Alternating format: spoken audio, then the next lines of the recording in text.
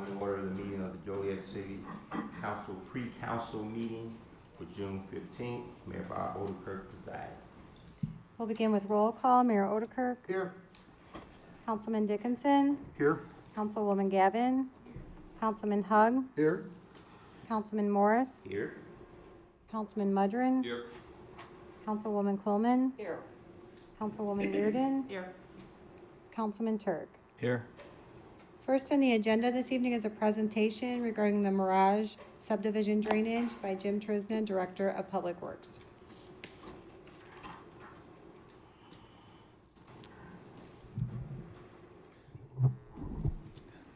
Okay, Mayor and City Council, I was asked about a month ago roughly after some of the big rains that we had in May to do a little bit of research, a little inspection and review of what's going on in the Mirage subdivision and what might be able to be done with the drainage. Jim, just so it's clear, can you identify exactly where Mirage is? I'm going to, yes, I Thank you.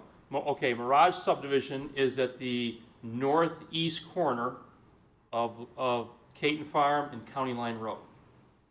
As you go farther north, that subdivision, originally was going to be a large subdivision. It went about a mile north-south. It's changed names. There's different drainage areas. It's Clearwater Springs. There's all sorts of different names. But the actual Mirage subdivision, that what we're talking about, the issues with the drainage talk, is that area just basically from Caton Farm over to Hastings, which is the main entrance off of Caton Farm, takes you directly in by the school. It's up to Desert, and just north of Desert, there's some townhomes there. But this is the subdivision I'm talking about. Okay, there's been some complaints and concerns about drainage coming through there. This subdivision, when it was designed, it came in like in the 95, 96. It started roughly in that time frame. It was designed to bypass quite a bit of flow from an undetained farm field to the west, on the west side of County Line Road. The Schroeder Farm, we checked out the area. It's about 230 acres of drainage that comes towards this site, towards this subdivision. Where there's a series of about 4 detention basins. Actually, there's a detention basin at the northeast corner of County Line and Desert. And then from that detention basin, the water drains underneath Desert. It goes into a kind of a double detention basin. It's surrounded by Paradise and Sierra. And let me get my cheat sheet here so I'm saying the right road names. Sierra, it's got, again, Paradise Circle, Sierra, Desert. Those are the general streets. There's a double basin in there. Then it goes, again, it's continuing to the southeast, which is the natural pattern. It's how that's how that land drained from, eternity. But then it runs into another detention basin on the west side of Hastings when you drive in. From there it goes underneath Hastings into a last detention basin, then now falls into the Caton Farm Road storm sewer system. That's the general lay of the land out there. That's how the water always drained, and that's how the water will continue to drain. I mean, it's not going to change. You can't change drainage patterns. When it was designed, the consultant who designed this actually designed the storm sewer system to have detention, but also bypass that water, bypass the off-site large events.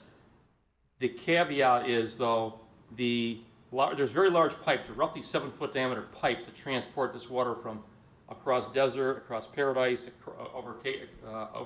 across Hastings to get into the storm sewer in Caton Farm. The storm sewer system needs to be clear. We can't have blockage in there, which happens at times, and that's going to be one of my mitigation measures, recommendations, so to speak. But it has, if it's flowing properly, and it's not blocked up, water will pass through there. So we've looked at, that's the general schematic or scope of what's going on. Again, you got this off-site farm field and coming through this subdivision. As far as some mitigation measures, I've got 3 mitigation measures, so to speak, here. One is going to be, these are a couple recommendations we're going to recommend. These are, I'm calling them private mitigation measures. We're going to recommend to the HOA and the people who live there. The second batch will be, there's some minor things we could do, short term, to help, and I'll talk about what we're trying to accomplish here, but a few things we could do with a public project. They're pretty minor, but that's something we do. The biggest mitigation measure, and the last thing we'll talk about, is doing an off-site detention basin on the Schroeder farm. So, as far as the private things we looked at into doing, these people who live on the main detention basin, like I said, surrounded by desert and Paradise and Sierra, they have lookout basements, not walkout, but lookout basements. Our one recommendation would be for those folks, seal those off. There's no reason to have that lookout. Seal off those lookout windows in case the water, if the highest it should get is really up to their property line, but again, that's if there's no blockage. Some of these events, we've had blockage and it's coming from the farm debris off the farm field, and we're gonna get to another item about grading on some of these storm sewer pipes. But we still recommend, if the water got that normal height and there wasn't blockage, you wouldn't get up to these lookout windows. But to me, if I'm living there, it's a factor of safety. I'm going to block those off. You know, that'd be again. I don't have exact costs, and that's one I don't really have a cost on. But you know, I'm not sure what it might be to, you know, like basically remove that window and block it off with maybe opaque glass block, something of that nature. The other thing is for the individual owners, it would probably be a smart recommendation to put in exterior sump pumps. Right now, most homes, if you have a sump pump in your home, there's a foundation drain that goes around your home, your building, your house, and it comes back into your sump pit inside your house. You got a sump pump, pumps it up, goes out, you know, goes from your basement level and kicks it out into usually your backyard, maybe your front yard. The exterior sump pump is what our utilities department did. Jim Egan started doing this quite a few years ago, and you know, Alice, I'm sure, has continued doing some of these, where you actually take that periphery drain around the foundation of your home, and you have a pit outside your house. You don't have it you never bring that water in. You put basically, it's almost like a little manhole you put outside your house, and there's a sump pump in there, and again, when it fills, pumps it up, the water up to ground level and kicks it out. But there's a situation where the water never comes in your house. Again, I mean, most people you have a sump pump. I know my own home, I got a sump pump, it's inside my house. You know, I really luckily haven't had a problem with it, but unless there's power and we gotta get a generator. But that would be another method of trying to keep water from actually coming in through your sump pit if water was high. And again, that's just a recommendation for these people. That might be, let me get to my other sheet here, excuse me. That might be around $9,000 a cost for doing something like that, though. It's not cheap. I'm not sure if utilities, they used to offer a program where they put them in and split the cost. I'm not sure if they're still doing that. But that would be another, again, kind of an individual private mitigation measure. The last private measure, and we've recommended this and it actually happened already, we can't do this, but the last two detention basins, the one by Paradise Circle, the one that has all the folks who live around Sierra and Desert and Paradise, they had grates on that blocked up substantially in that last major event. We have recommended for off and on those be taken off. Again, these detention basins, they're not owned and operated by the city. They're owned by the HOA. They're not city property. We can't go in there, the city can't go in there and take them off. We don't have the right to do that. We can make a recommendation. If these grates aren't on there, there's another location on that same detention system where the water comes in where they don't have a grate, and they have a little bit of fencing and signage, you know, stay away. I think, again, but it's up to their the HOA's legal department, division, or whatever they have. They probably have some legal authority that helps advise them.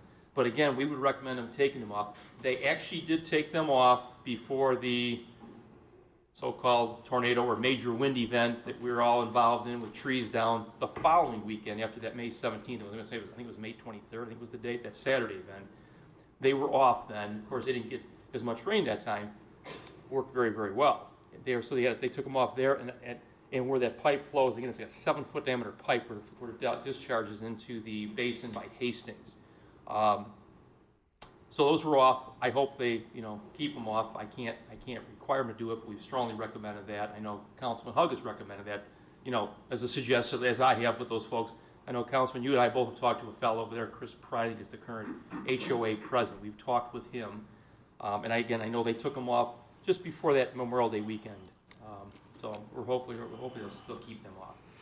Those are some of the private things. Again, just so everybody understands too, the city doesn't own detention basins. We don't own them, but they're maintained and they're put in there, by the HOAs in these subdivisions.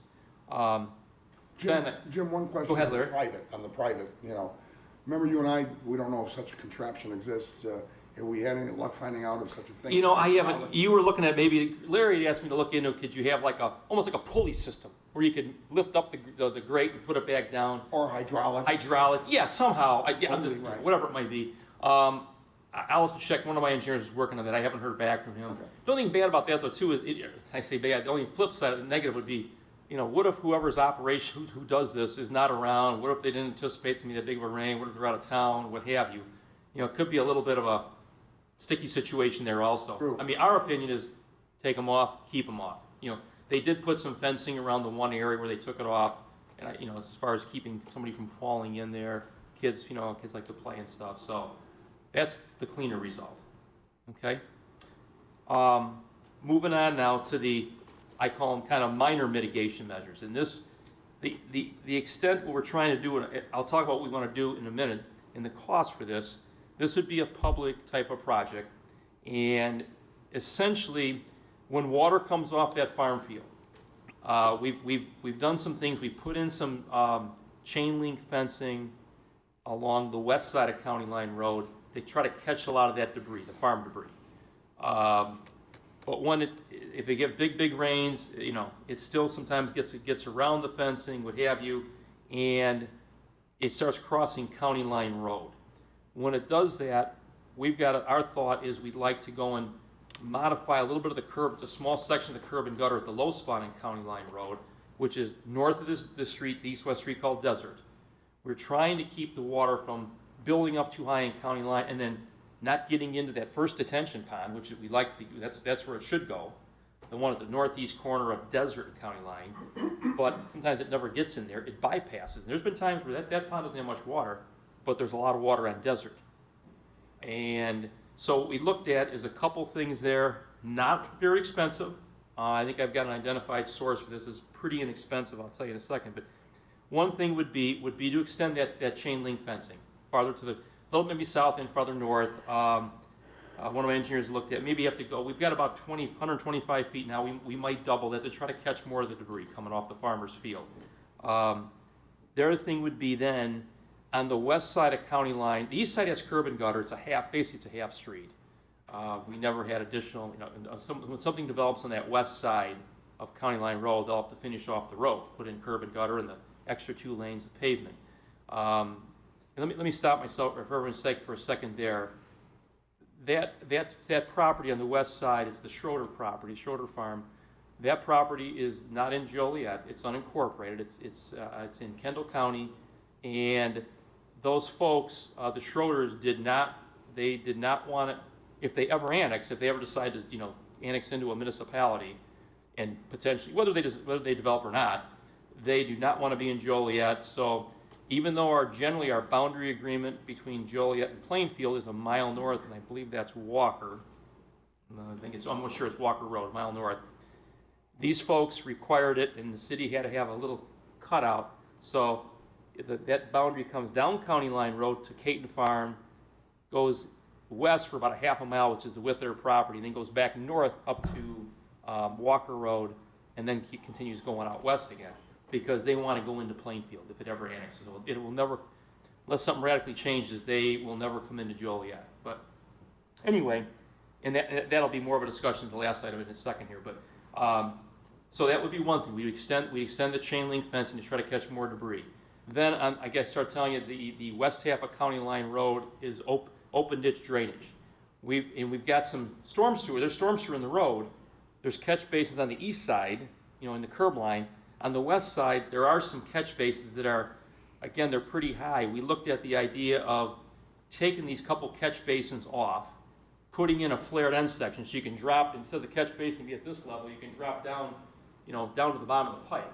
And we thought we could go in there and then try to just regrade and reditch for about I think Scott thought it might be about 900 feet to re-ditch from, there's a high spot as you keep going north towards Pyramid, I think is the street. Re-ditch that, regrade that open ditch on the west side. Again, water, if it does come off the farm field, goes into the ditch before just going right. Right now, there's not much of a ditch at all. It would just almost go right on a county line road. So try to capture more of that water, get it in the ditch. There's a culvert at the low spot. There's a culvert pipe that goes underneath county line into that first detention basin.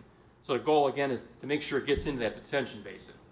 So we would do that. Then on the east side of County Line Road, again, at this low spot, about where this culvert is, next to the existing detention basin, we would take out a portion of the sidewalk and depress a portion of that curb, so if the water does start going across County Line, it instead of building up and then have to go around over this desert right away, we try to intercept some of that water and take it right into that detention pond again at that northeast corner.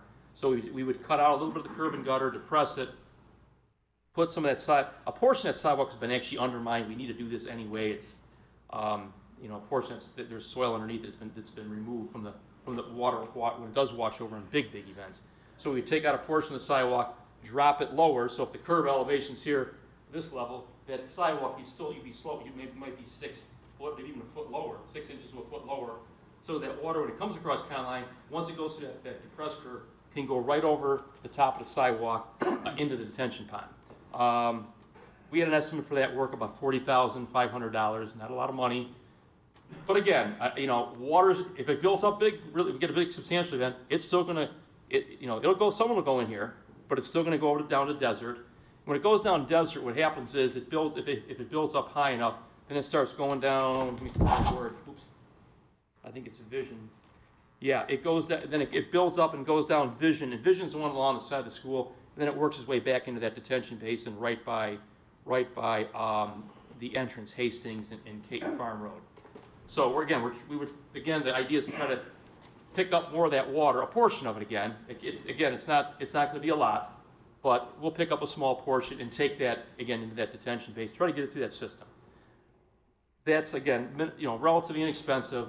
Will help somewhat, but big events, it'll still bypass the area and go down desert like it's been doing. The ultimate, solution would be having an off-site detention basin. Basically, when that property to the west develops, they do stormwater detention, and they hold their water back and they release it at the related rate of a 2-year storm. You're not going to have all this water bypassing, or trying to just coming off a farm field and just going right across County Line Road. We previously had looked at this quite a few years ago once. The city manager at the time, that was around 2012, 13, we looked at it. So we looked at it again, and we looked at the numbers and type of thing. And what would happen is we would have to go and acquire property from the Schroeder farmers, the Schroeders, and we would need, it looks like about 19 acres to make this work, to detain this 230 acres of flow that's coming this way. Then you'd have to excavate out, put in your detention basin. There'd be typically 4 foot of float and a little bit of storm sewer to outfall underneath county line. But again, it's still, once it would outfall, it would still go through that same route it's going now, just it'd be coming through, a lot of water would be held up and it'd go through at a much slower rate. I tell a lot of people, when you have a farm field and when the ground's saturated, like we had so much saturated soils all spring, particularly in late April, when it starts raining, it's like it'd be raining out in the parking lot. There's nothing being absorbed in the soil. It just comes sheet flowing off.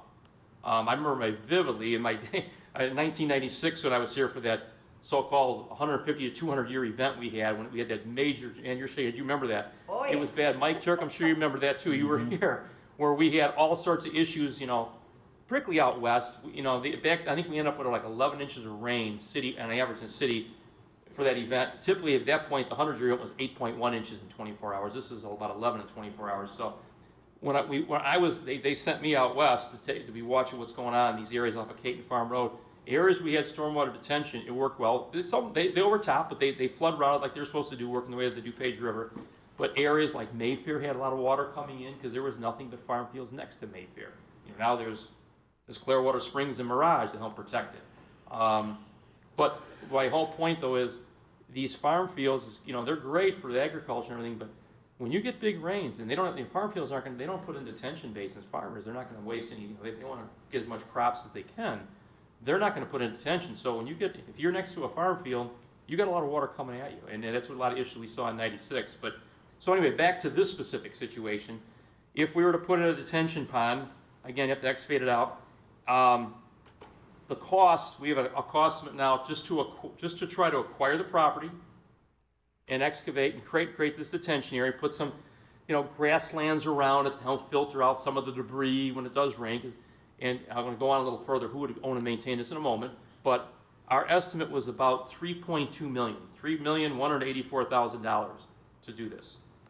Again, it's a preliminary estimate, we don't have a design, but we have a design based on how much volume we would need and how much we have to, excavate out and that type of thing. If we were to do this, this would be, again, remember I said, the first thing I said when I came in here, the city doesn't own and maintain detention basins. I've actually indicated this to the HOA president, Mirage, saying, if this were to happen, the city's not gonna own this. This would have to be owned and maintained at this point by the Mirage subdivision.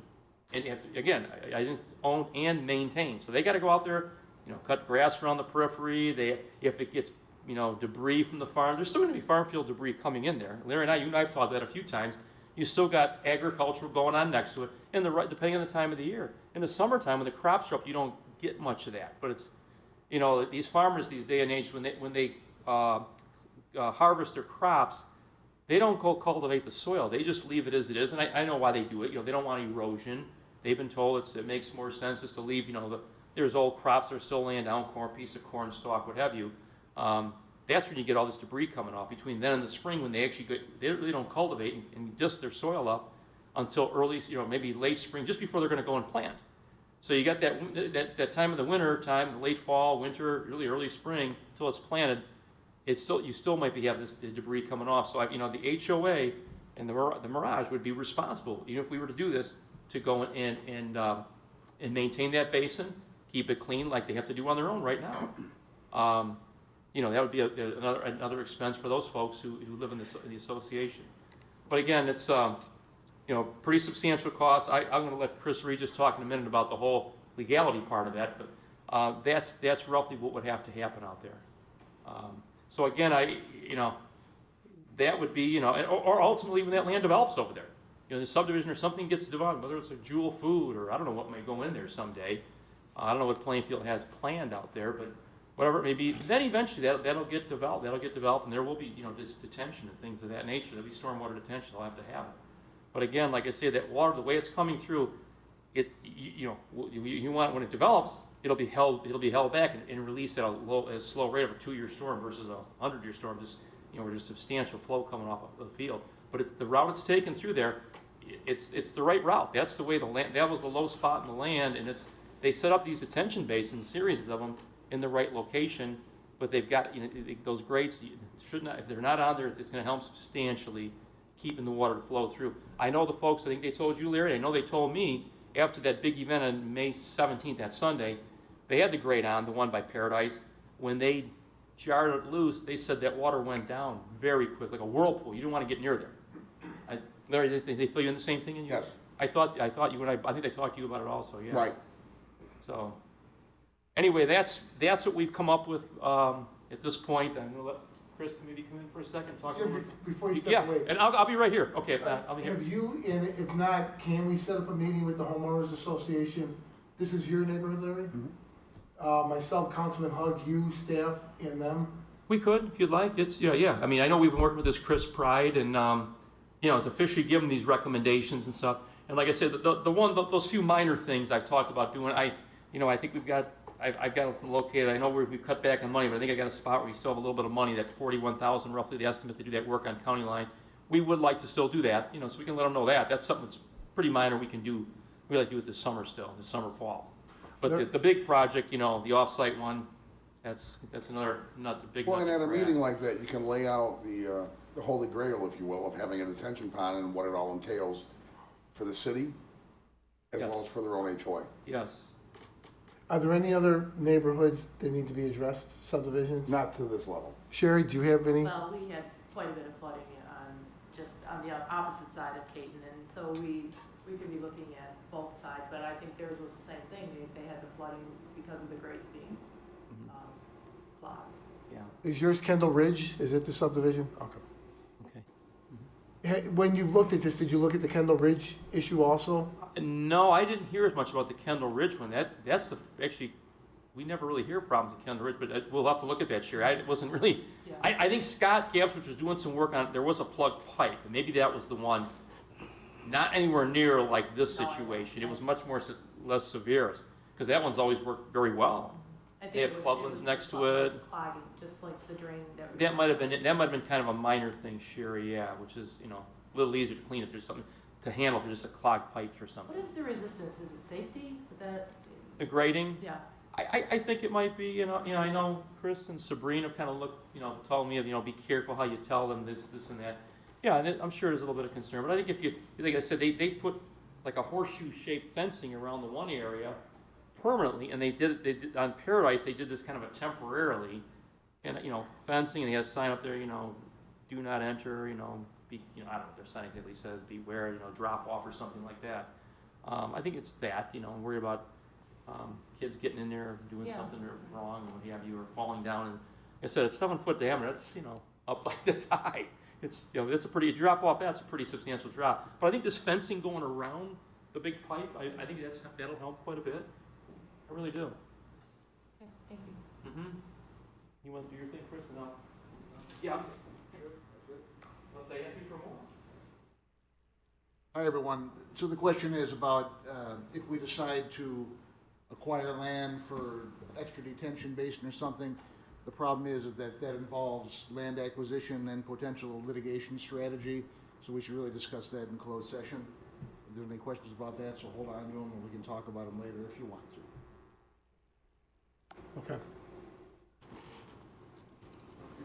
Anything else?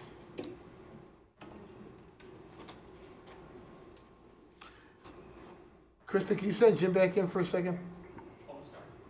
Something else for me? Do you want me to reach out to the homeowners association? Are you in touch with them? Who's gonna set up the Scott meeting? Gaps, which has been working with this Chris Pride, we can, if you'd like to, maybe if you just want to give, maybe you and Larry give us a couple times you can meet with them. Okay. Give it to myself, and, Yeah. that'd be fine. That will save you guys the effort. Let us know when you'd be available, and we'll see when they're available. Maybe reach out to Chris and find out when their next scheduled meeting is and work backwards from there. Okay, Because okay, if we we have a can do that. scheduled meeting, there'll be more residents that might be able to, show up as Sure. opposed to a special Sure. meeting that may not get Yeah. out, the word may not get out as much. Yeah.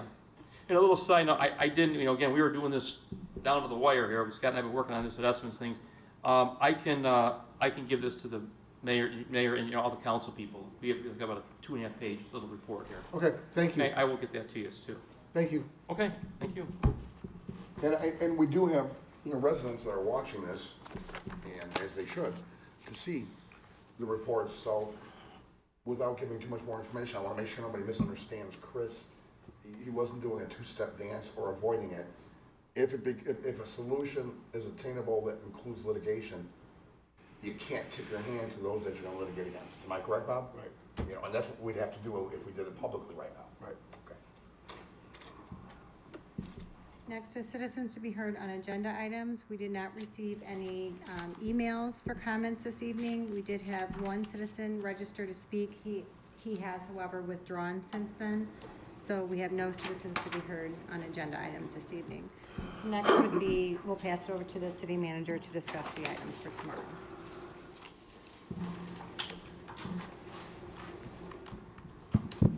Good evening. As always, our council meetings start out with council committee reports. Tomorrow night, we'll have reports from Land Use and Legislative, Public Service, along with Finance. Under our consent agenda, we have the regular routine of approving payroll. We have 3 payroll cycles in the queue. We also have something that is required by statute.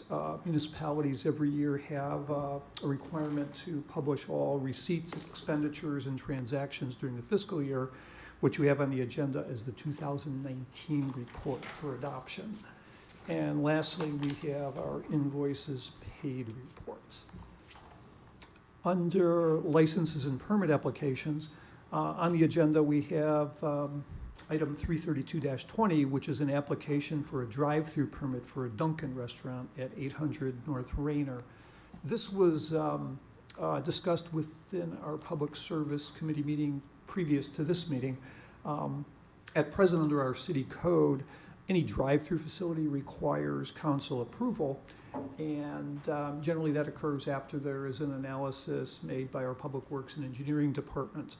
Because of the unique nature of Six Corners, the Public Service Committee felt that perhaps we should have the developer undertake a traffic study.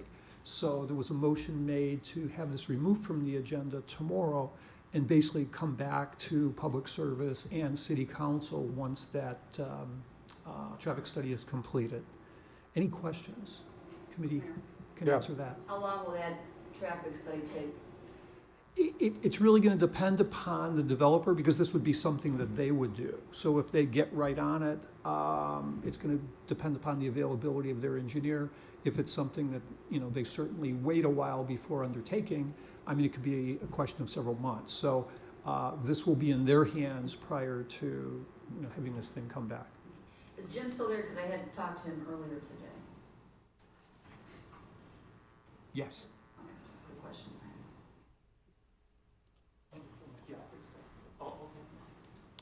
Jim, Yes, over here. sorry, I was on the hall, somebody's grabbing me in the hall about something else. I was just wondering if you got the diagram that I asked for, or is that gonna be for tomorrow? Because we're gonna probably pull this off the agenda and be done. Yeah, well, actually, like as I That's mentioned, okay. I just wanna at Public look at- Service, we talked about removing it and trying to get a traffic study first. Right. I can tell you a few things though. Where's my cheat sheet? Wait a minute. I remember it though, don't worry, never mind. You had asked me about the alley for starters. And you were Right. concerned that if there was any access to the Dunkin' off the alley, and the answer to that is no. They originally wanted to use the alley. We told them that's not an option for you. We have residents who use that alley, who live to the north. I think they use that alley. Thayer Brothers probably use it right now. So we said, no, we're not going to be allowed in there. So there is no access to the alley. They actually have curbing on the interior, all their parking lot and stuff. So unless you're going to, well, I can tell you that you couldn't, besides jumping the curb, you'd also have to deal with a fence. They're going to put a 6-foot high fence on the east side of the property and the north side of the property. So really, you're not going to, there's nobody can, in the alley, like say if you were living in the residence to the north, you can't come from the alley and come into the Dunkin'. You have to walk around it, if you're going to walk there, or drive and come in their entrance off of Rayner. I know that you asked also, I think, Jan, about the distance from Thayer Brothers. I think Thayer Brothers building is, don't quote me, but I think it's right almost on the property line. It's real close to the alley line. Let's just assume it is. I think maybe it's a foot or two off it. But their building was going to be about 32 feet west of that east property line, or the alley line. So you'd have about 32 feet plus the 46 feet roughly between the east side of their building and the west side of the Thayer Brothers building. Now, has anyone talked to Thayer's, the owners there, or have they approached us about this? I don't really know. Maybe Kendall might know more. It's, if the planners are talking. I don't know that part. Okay. And one more question. We didn't discuss this earlier, but as I was studying the preliminary map, the left turn onto Rayner going south at Six Corners, I just think that's gonna be a major problem, because cars are backed up there all the time, going into the turning lane, coming north, and then turning right on red if they can. To me, that's a disaster waiting to happen. Yeah. Well, I guess. And I don't know. I mean, I'm not a traffic engineer. Sure. We'll find out more So with we'll this. have to find out later. but with that this was just traffic a impact concern study, that I yes. had there. Yeah. No, it's a tight spot. I'm not gonna lie. It's a difficult location. I'm sure the planners are trying to bring some kind of business in there, trying to, especially these times where you're trying to get more revenue. But it's a tight spot. It's a little tight. But again, the only access they would have, the guys in public service heard this already, but it's that one full access point on Rayner, and then there was a right in only. So people on Ruby, if you were heading west on Ruby, you could turn right in. You couldn't do a right out. Those were the only proposed access points. Right. Besides Okay. that. All right, thanks, Jim. Okay.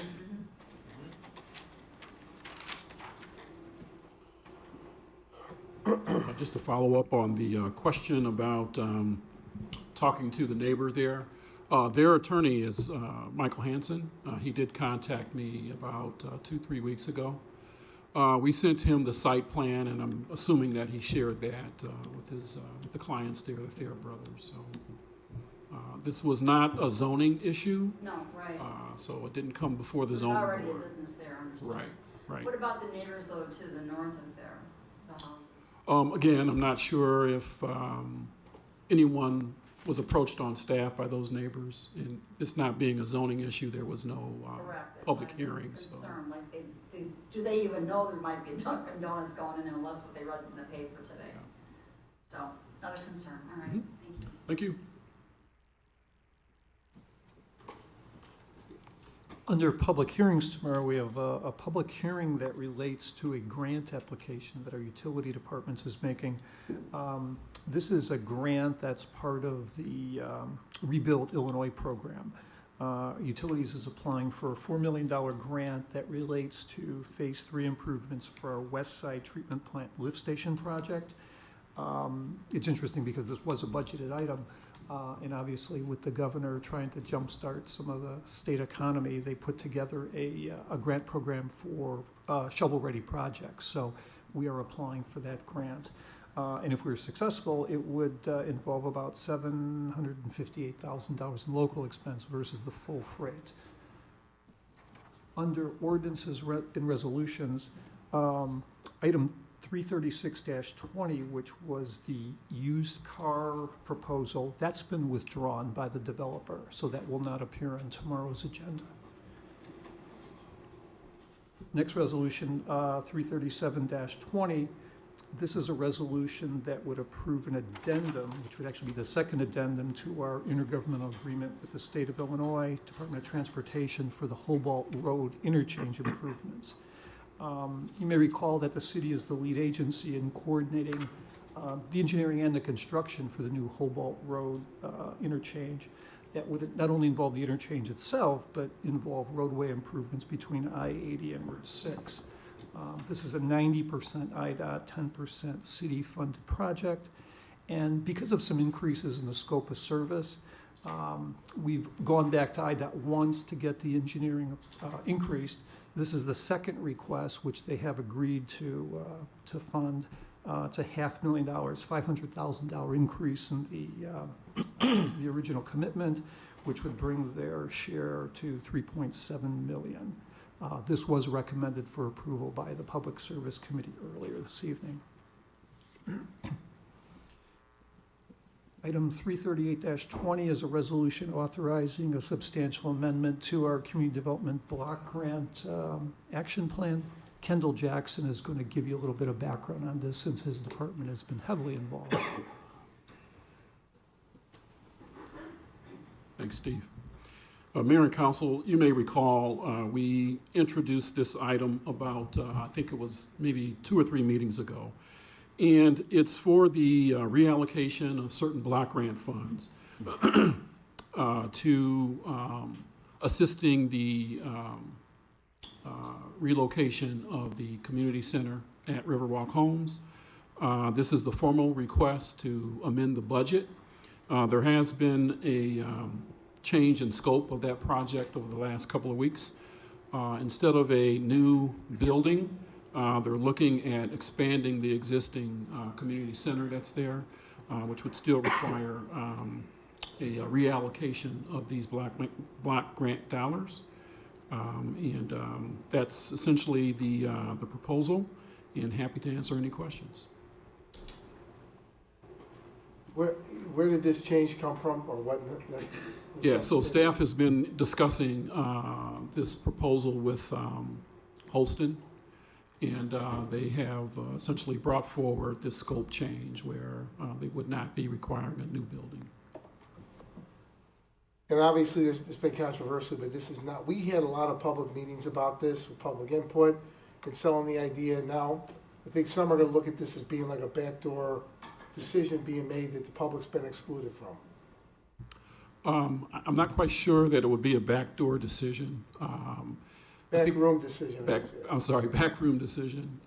The use of these block grant dollars has been discussed for quite a while in terms of assisting with the improvement, if you will, of the community center there.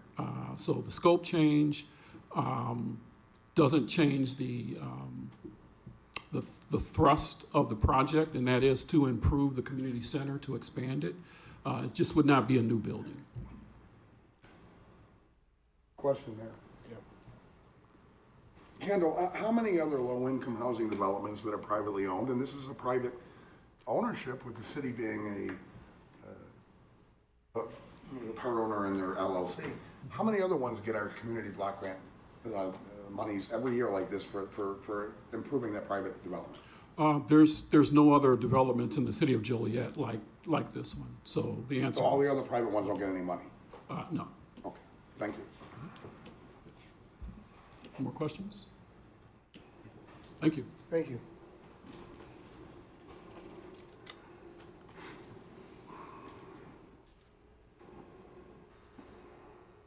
The next resolution is item 339-20, and this is a resolution that approves an MFT resolution for our 2019 roadways program.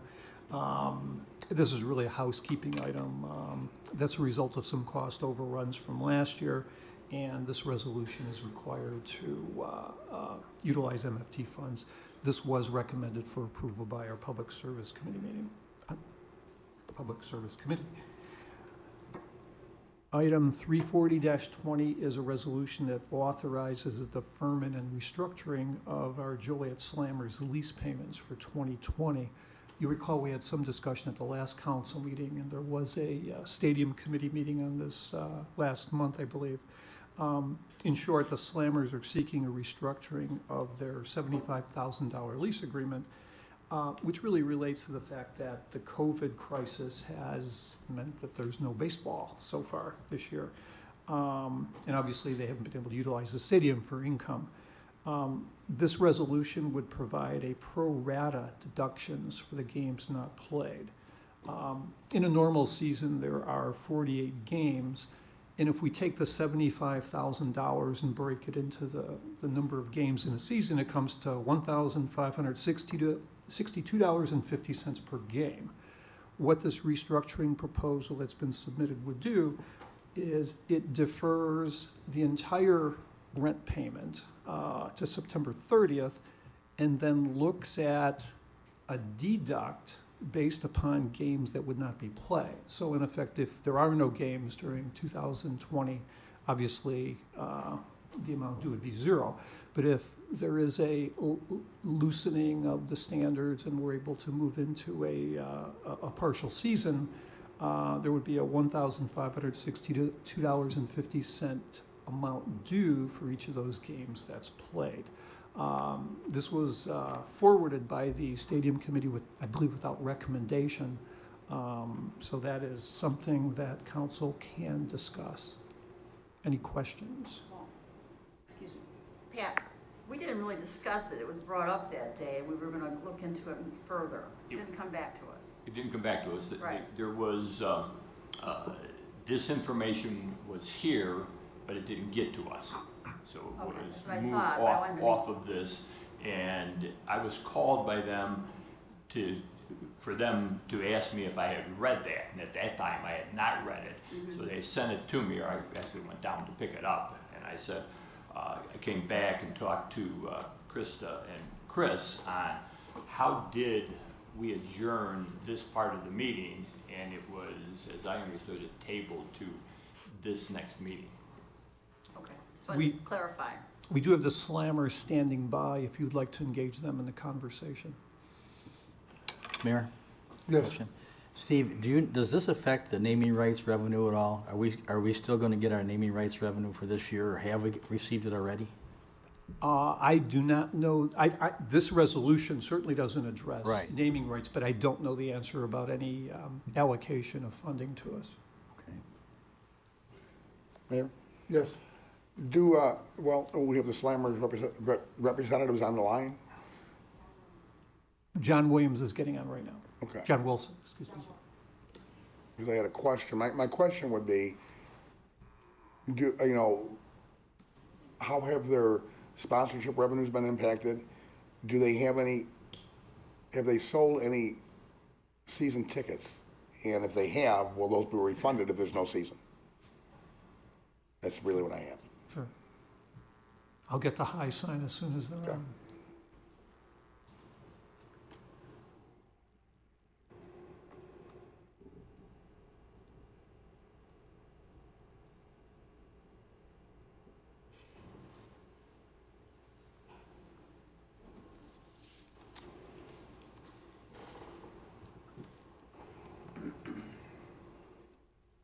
That's why we're waiting for him to come. In my last meeting with them, they as a league are trying to put together a more local playing arrangement. Here in Illinois, I guess we have 4 semi-pro teams or non-affiliated teams. There's one in Indiana, there's one in Kentucky that they may just, if it gets released, and some of the teams that are, today they have a number of them far east that they would just have their own interleague here and be able to start to play games if the governor lets that happen, so there'd be a chance for some income to come in. Yes. I'm told John you're on- Mayor Odekirk, there's a question from Councilman Hug. John, can you describe to us how this impacted sponsorships? You know, you have sponsorships, you know, people usually refer to the fence, right, sponsorships, and as well as season ticket sales. How has that been impacted so far? Well, the sponsorship has taken a major hit because when this broke out in March, this is when we typically sign a majority of our sponsorships. They usually come in March, April, May, and right before the season starts. A lot of the sponsors that did not sign because everyone started working from home, and a lot of their budgets just got completely frozen because no one knew what was going on. So we lost out on opportunities of a lot of contracts that we sent out that didn't get signed. And then also we have sponsors that we're going to have to write checks back to because we didn't play 48 games. So they're going to want a sponsorship check cut back to them. We're trying to be creative to work with a lot of sponsors and fulfill elements. But if they had an in-game promotion that ran 48 games, it's hard to fill that element. Season ticket-wise, if we don't play a full season or we don't play 48 games, we're probably going to prorate them or work with the season ticket holders and prorate their season ticket based about how many games they play.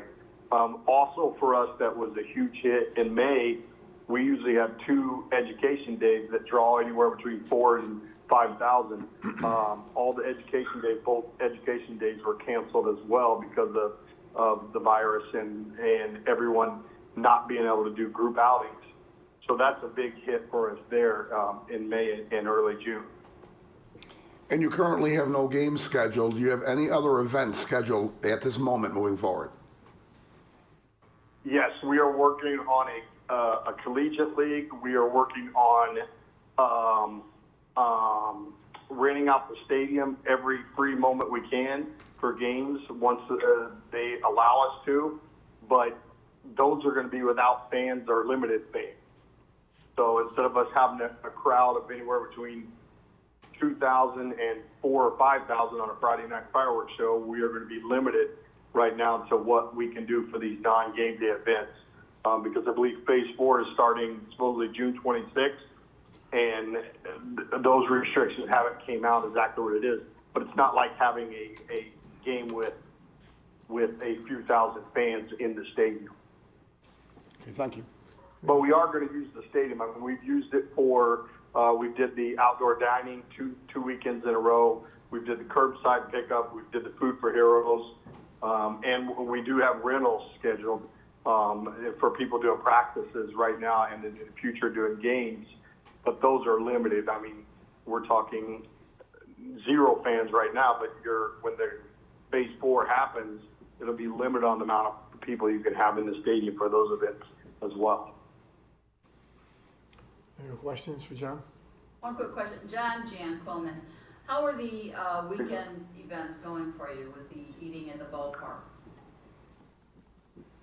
They weren't very well attended. I think the first weekend was still a little bit after the protests and things going on, so I think that affected it a little bit. But the next weekend wasn't. We didn't have a lot of people coming downtown to Joliet for the Friday and Saturday we did it. But it's something that I think we're gonna keep trying to be creative and try to use the stadium in any fashion we can. We did the graduation pictures there. We teamed up with a partner and did those, but those were very limited, and we're talking limited compared to having 4,000 or 5,000 into the ballpark. Of course, thank you. John, this is Steve Jones. While your presentation was occurring, I did verify from our finance director that we have not yet received the naming rights money for the current year. Is there a date where that will be provided? A time, I'm sorry? Yeah, I mean, I would have to check with Nick on that. I don't know. I don't handle that part of it, so I'd have to check with Nick and Heather. That's not in the realm of stuff that I handle, unfortunately. Sorry. Okay. But I can find out for you. We received it in August last year. I was just curious. Yeah, I imagine if you received it in August last year, that would probably be the same time frame as this year. But I can double check with them and find out and let you guys know. One more question. Yes. From me.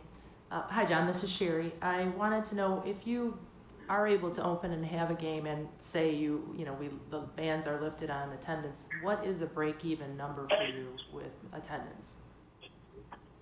Would you say? I mean, I would say 2,000 is usually a break even. 1,500 is a 2,000. Okay. Thank you. Anything else? No. Thank you, John. All right. Do you guys need me to stay on, or am I good? No, I think we're good. Thank you. All right. The last item under resolutions is item 341-20, which are resolutions that are associated with the Hobart Road Bridge project. Seems like we've been talking about this for a while. Chris Regis is going to do a presentation, and Chris has been the individual that has been living and breathing this project since it started in terms of negotiations of the agreements. So I'll turn it over to Chris.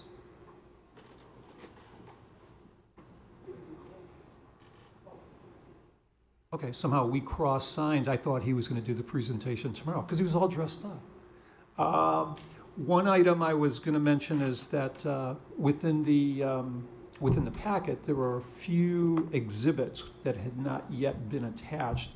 I'm told that they did come today, and there's still a few last-minute changes being made to some of the technical issues. So if all of those things are in accordance with where we need them to be, we'll recommend that council discuss and take action on this. If they are not complete or there's still some last minute negotiations, we will be recommending that this be continued. The reason it was put on the agenda is that they had to do a publication in the newspaper pertaining to the fact that the lease was occurring with the city.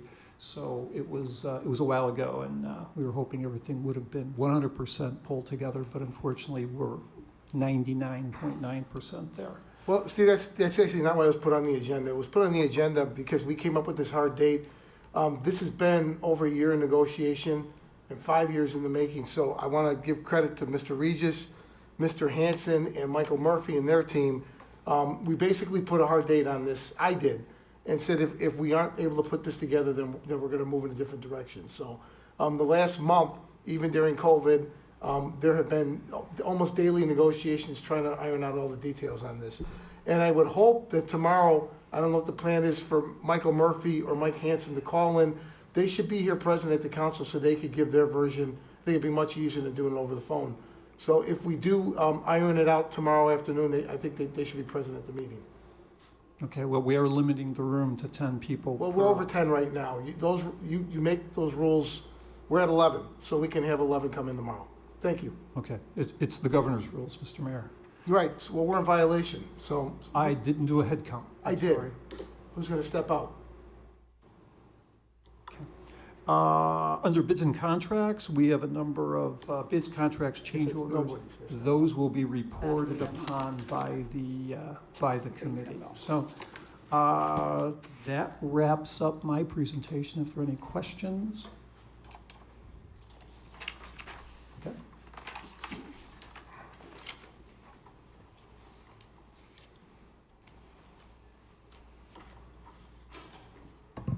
Next on the agenda is public comments. We did not receive any emailed comments, and no one registered to speak under public comments this evening.